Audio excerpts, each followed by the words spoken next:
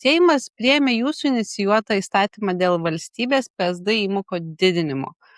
Galbūt galite paprastai paaiškinti, ką tai reiškia, su kuo tai valgoma ir kodėl šis sprendimas buvo svarbus visai sveikatos sistemai. Taip, valstybė privalomuoja sveikatos draudimu draudžia didelę visuomenės dalį. Tai yra vaikus, pensininkus, žmonės su negale ir registruotus bedarbius, besilaukiančias moteris ir kitas įstatymę nustatytas grupės.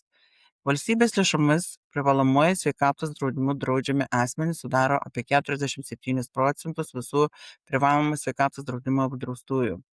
Iki šiol valstybės mokama įmoka buvo skaičiuojama pagal minimalią mėnesinę algą ir gerokai atsiliko nuo vidutinės dirbančiojo žmogaus privalomų sveikatos draudimo įmokos.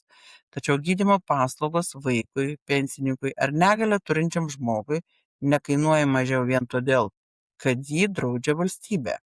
Kartu su kolegomis, tai su gerbiamu Raimondu Šukiu, inicijavome pakeitimą, pagal kurį valstybės įmoka palaipsniui susijęjama su vidutinė dirbančiojo žmogaus privaloma sveikatos draudimo įmoka. Seimas įstatymą jau priėmė. Nuo 2027 metų valstybės įmoka už vieną valstybės lėšomis draudžiamą žmogų sudarys 50% vidutinės dirbančiojo asmens privalomos sveikatos draudimo įmokos.